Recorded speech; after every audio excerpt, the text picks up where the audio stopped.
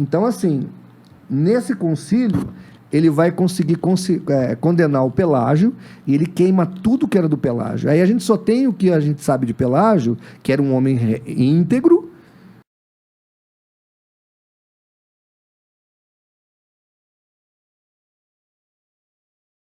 A gente só tem o que a gente sabe de Pelágio, que era um homem íntegro.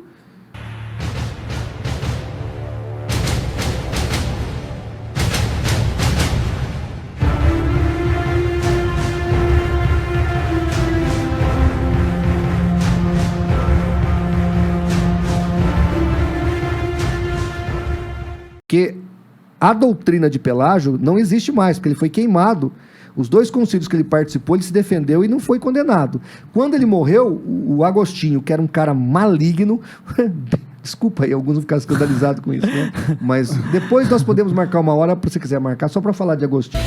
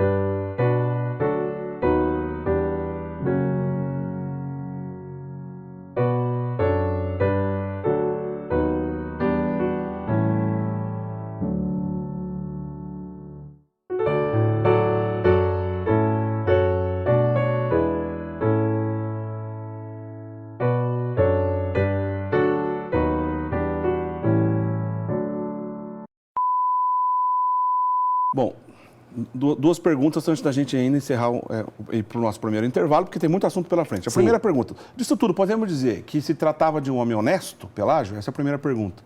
E a segunda pergunta, o senhor falou no meio da explicação do problema do pecado original, né? Qual é o ensinamento correto, contrário ao pelagianismo, do que diz respeito ao pecado original? Vamos lá, era um homem honesto, Pelágio? Era um homem honesto. Tá? Ele era um homem bem intencionado, né? Como todo herege é bem intencionado, só que mal orientado, né? Ele tem as suas teses, ele pretende oferecer uma teoria, uma doutrina moral, mas ele desconsidera aspectos da experiência humana, né? Da experiência humana e de textos da Sagrada Escritura. Ele seleciona textos na Escritura que corroboram os seus argumentos, inclusive textos de Paulo. E depois o próprio Santo Agostinho vai usar textos do próprio apóstolo Paulo, sobretudo na carta aos Romanos, para demonstrar, né? Como por exemplo em Romanos 7, existe em mim uma lei ou uma força ou um princípio, depende da tradução que você pegar, que me impede de fazer o bem que eu quero e eu acabo me pegando fazendo o mal que eu não quero. São Paulo. Exatamente, é São Paulo, é um texto emblemático que demonstra que em nós há sim um declínio, há sim uma corrupção. Nós não somos aquilo que Deus sonhou. Então há algo em nós que precisa sim ser restaurado e restaurado de fora para dentro. É preciso uma intervenção de Deus para realizar essa restauração. E Pelágio não crê nisso. Pelágio crê que se há uma corrupção em nós, é por má vontade de cada pessoa.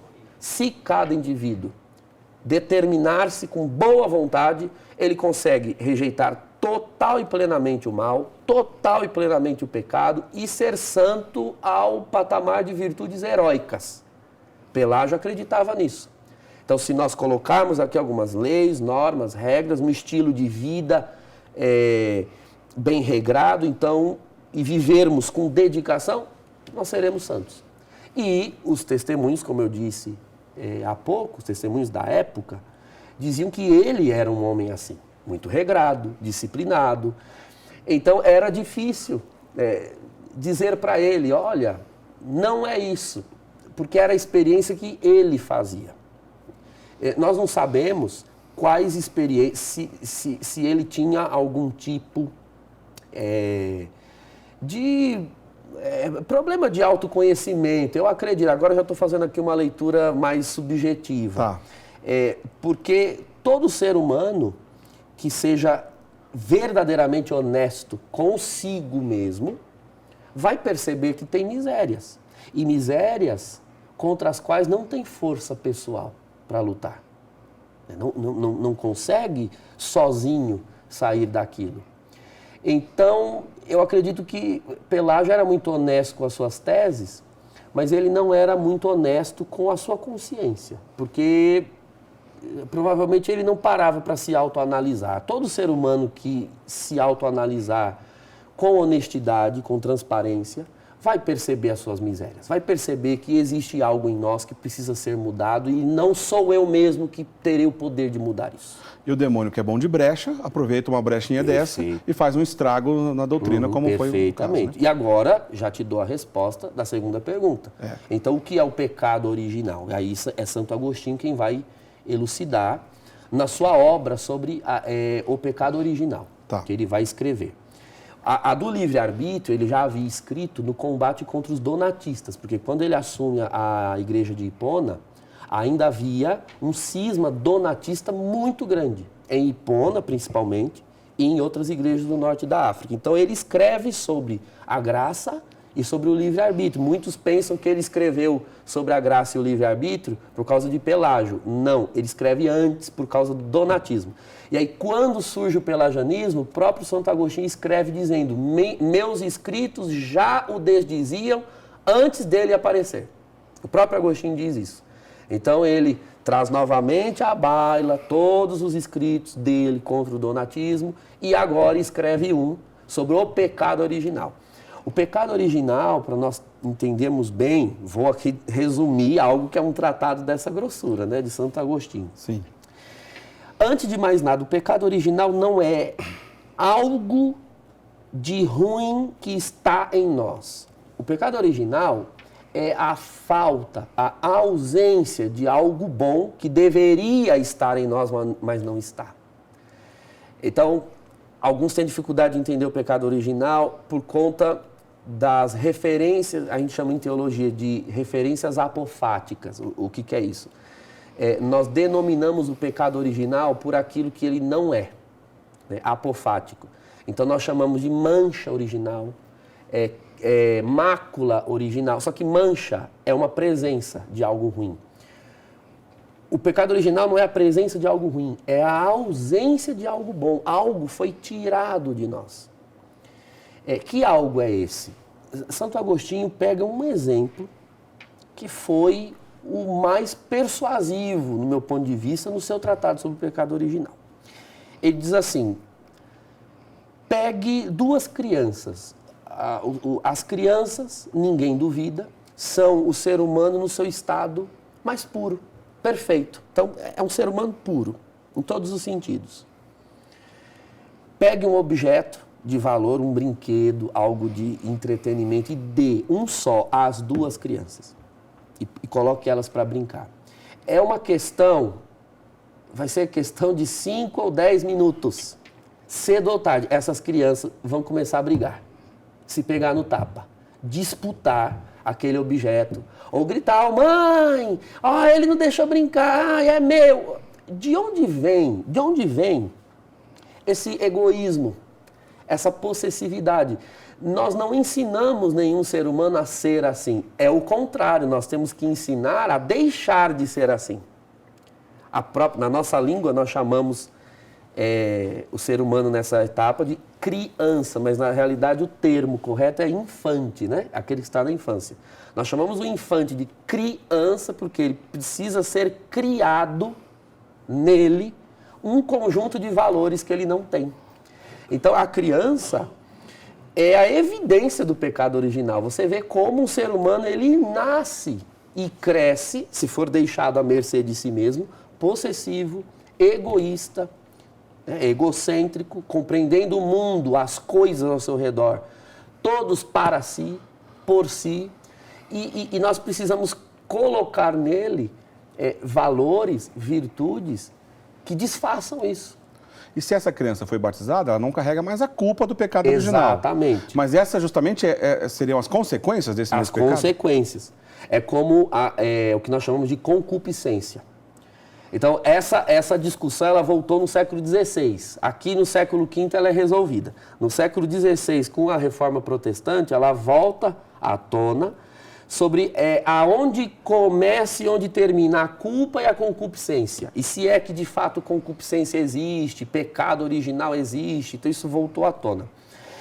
A culpa significa que todo ser humano é imputável do estado em que nasce. O batismo tira essa imputabilidade. Então, uma criança que é batizada, por exemplo, ela permanece nesse estado declinado. Eu estou aqui dando o exemplo e qualquer um em casa pode verificar como a criança é em si mesmada, né? Ela gira em torno de si mesma. Ela quer um negócio, ela quer, ela chora, ela grita, ela não se preocupa se dá vexame, se passa vergonha, se o pai pode ou não pode, não existe isso. Sim. O mundo gira em torno dela, é a concepção interior que ela tem. A psicologia faz várias análises disso e ela mesma reconhece que isso é um estado ainda não humano, como um ser humano deve ser. Essa é a leitura da psicologia. Ele precisa progredir, precisa superar essa fase. Por isso que é um estado de transição. Exatamente, transição. E, agora, o batismo, ele confere à alma da criança, aí está, o que Pelágio não acreditava, a graça, a força do Espírito Santo, para que Deus possa, com o auxílio dos pais, com a cooperação humana, o auxílio dos pais e a adesão da criança, o Espírito de Deus vai robustecer essas disposições internas da criança para que ela supere isso. Para Pelágio não existe nenhum auxílio interno. Se a criança aderir à educação que os pais estão dando, é porque a vontade dela é suficiente para aderir. A vontade já é graça. Então, para Pelágio, a vontade é graça. E o que Agostinho defende? Não, a vontade não é graça. A vontade é uma disposição. Em si mesma, ela não é boa ou má. Agora, ela entregue a si mesma, por si só ela será má. Nós já temos naturalmente uma condição declinada. A graça é quem vai auxiliar para que a vontade opte pelo bem. Sem a graça, ninguém optará pelo bem.